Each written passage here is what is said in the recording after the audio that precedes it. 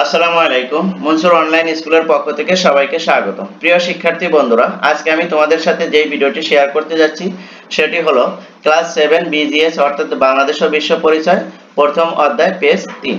এই পেজটা নিয়ে আলোচনা করব। দেখো কি বলে। 1948 সালের 11 মার্চ ভাষার দাবিতে সমগ্র দেশ ধর্মঘট ডাকা হলে শেখ মুজিবুর রহমান, তারপর ওলি আহাদ, তারপরে কাজী গোলাম মাহবুব সহ অধিকাংশ নেতা গ্রেফতার হন। অর্থাৎ যখন 1948 সালে কি হয়, ভাষা আন্দোলনের দাবিতে ভাষার দাবিতে যখন একটা আন্দোলন করা হয় বা ধর্মঘট করা হয়, তখন কি হয়, এই আমাদের বাঙালি কিছু নেতাদেরকে কি করে, গ্রেফতার করে তখন তৎকালীন পাকিস্তান সরকার। পুলিশের দমন পীড়ন, বহু ছাত্র ছাত্রী আহত হয়। এতেও ভাষার জন্য আন্দোলন কিন্তু বন্ধ হয়নি। এত কিছুর পরও কিন্তু ভাষার জন্য আন্দোলন বন্ধ হয়নি। এই ঘটনার প্রতিবাদে ঢাকা বিশ্ববিদ্যালয় সহ অন্যান্য শিক্ষা প্রতিষ্ঠানে ধর্মঘট পালন করা হয়। আন্দোলনের পথ ধরে 1952 সালে ঢাকায় প্রাদেশিক পরিষদের অধিবেশন বসলে ছাত্ররা গণপরিষদ ঘেরাও করে রাষ্ট্রভাষা বাংলার দাবিতে স্মারকলিপি দেওয়ার সিদ্ধান্ত নেয়। দিনটি ছিল 21শে ফেব্রুয়ারি। অর্থাৎ বাংলায় স্মারকলিপি বা রাষ্ট্রভাষা বাংলার দাবিতে কোন তারিখে স্মারকলিপি দেয়, এটা তুমি একটু কোশ্চেন লিখে রাখতে পারো যে রাষ্ট্রভাষা বাংলার দাবিতে কত তারিখে স্মারকলিপি দেয়, 21শে ফেব্রুয়ারি। ওকে, তারপর দেখো, পূর্ব পাকিস্তানের মুখ্যমন্ত্রী নুরুল আমিনের নেতৃত্বে মুসলিম লীগ সরকার ছাত্রদেরকে বাধা দেওয়ার সিদ্ধান্ত নেয়। কে? পূর্ব পাকিস্তানের মুখ্যমন্ত্রী কে ছিল তখন? নুরুল আমিন, অর্থাৎ নুরুল আমিন।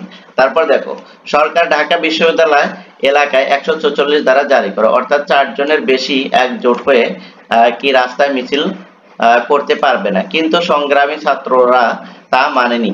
তারা মাতৃভাষার মর্যাদা ও অধিকার রক্ষার আপোষহীন সাহসী ভূমিকা নিতে প্রস্তুত হয়। 20 ফেব্রুয়ারি রাতে সভা করে ছাত্ররা 144 ধারা ভেঙে ফেলে, বের করার সিদ্ধান্ত নেয়।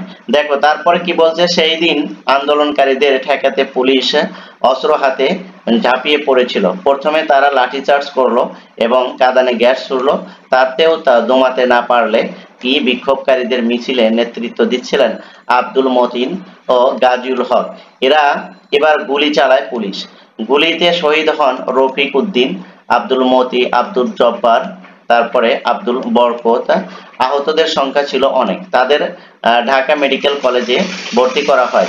এদের মধ্যে আব্দুল সালাম চিকিৎসাধীন অবস্থায় মারা যায়। 22 ফেব্রুয়ারি ছাত্র জনতার মিছিল শফিউর রহমান সহ 9 বছরের কিশোর অলিউল্লাহ সহ পুলিশের গুলিতে শহীদ হয়েছিল।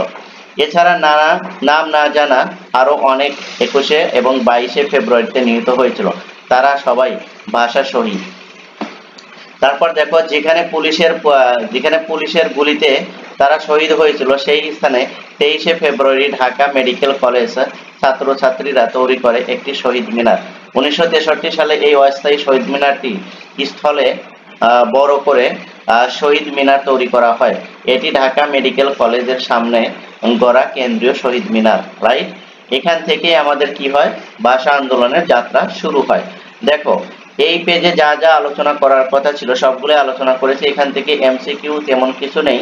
যদি তোমাদের কোথাও বুঝতে যদি সমস্যা হয় তাহলে অবশ্যই তোমরা আমাকে কমেন্ট সেকশনে জানাবে, আমি তোমাদের কমেন্টসের রিপ্লাই দেবো। ওকে, থ্যাংক ইউ সো মাচ।